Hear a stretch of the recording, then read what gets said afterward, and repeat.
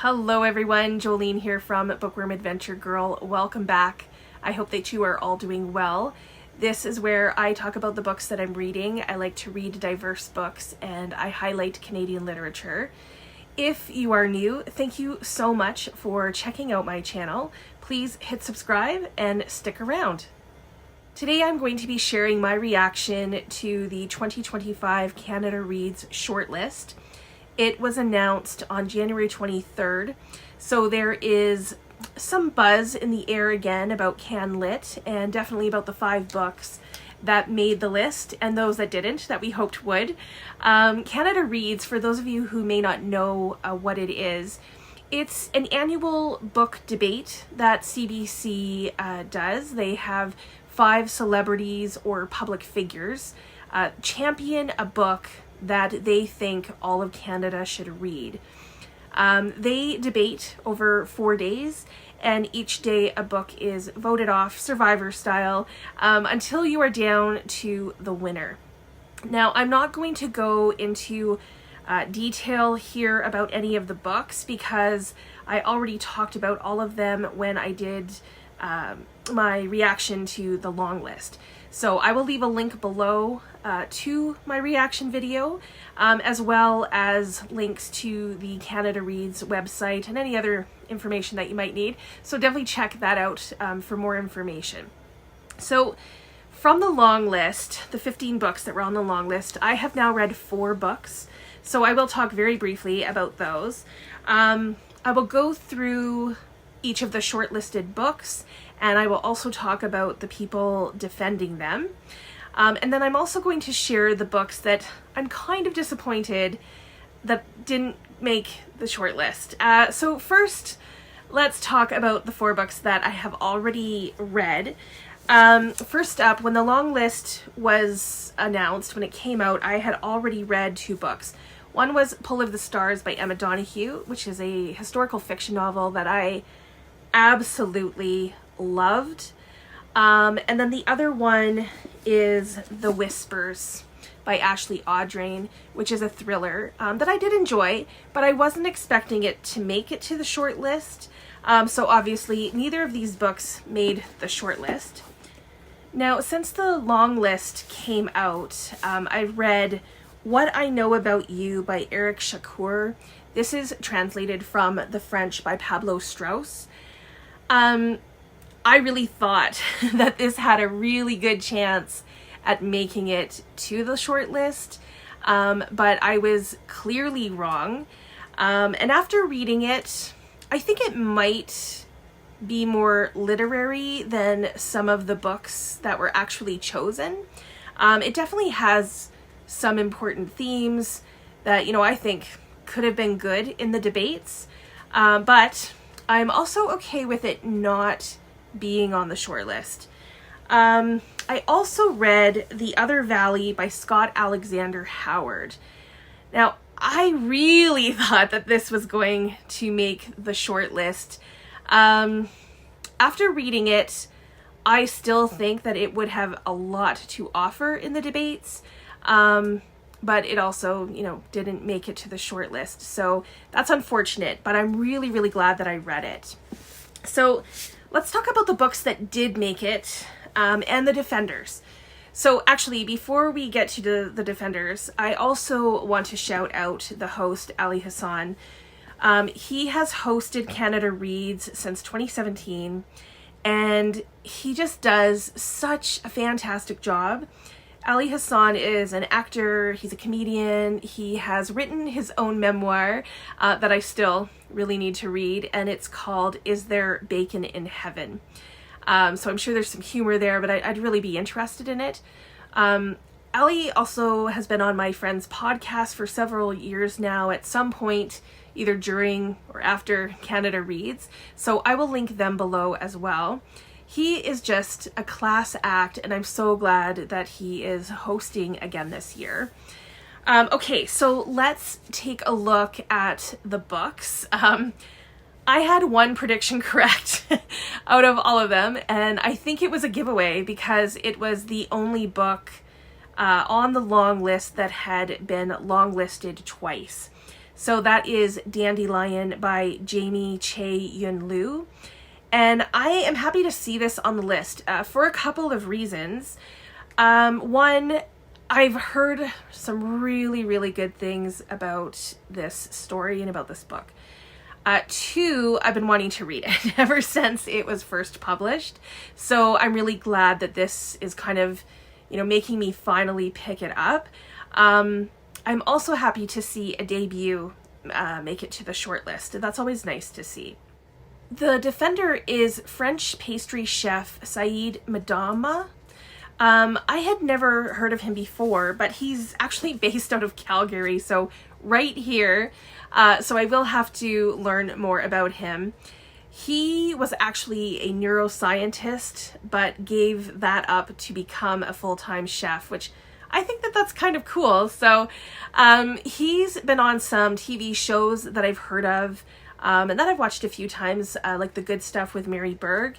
And he was named one of the top 20 compelling Calgarians of 2025. So that's kind of cool too. The next book is a thriller. And I did say when I was doing my long list reaction that of the thrillers, if they were to choose one, then I would like it to be this one. So now that's without having read it. But I'm hoping that I will enjoy it. And it's Watch Out for Her by Samantha M. Bailey, who is a new to me author. I have plans to buddy read this with Michael Wurtenberg. So I'm really hoping it's good, and that it will be good for a buddy read. It'll be good to have someone to talk about it with, and get someone else's perspective on it as well, especially as we go into the debates. So this book is being championed by Maggie McNeil, who is an Olympian. She's won many medals in swimming, and like in the past, this is an Olympian that I feel I should know, but I didn't. And she was raised in London, Ontario, and I lived in London for a couple of decades, let's say. She has since retired from swimming and is applying to law school. So I think that that's, pretty interesting. She seems to be someone who has a lot going on and who is extremely competent in anything that she does. So we will see how, her debating skills go with this book, and if she's able to pull that off. The next book is one of the memoirs that made the short list, A Two-Spirit Journey. This is by Ma-Nee Chacaby, and it's with Mary Louisa Plummer. This is a book that I'm really looking forward to reading. People have talked very highly about this book. I had hoped that the memoir, Becoming a Matriarch by Helen Knott, was actually going to be the one to make the short list, but this is a memoir that I really want to read too. It's always interesting to see what happens with memoirs when it comes to the final debates, because I have a feeling that this one will do well.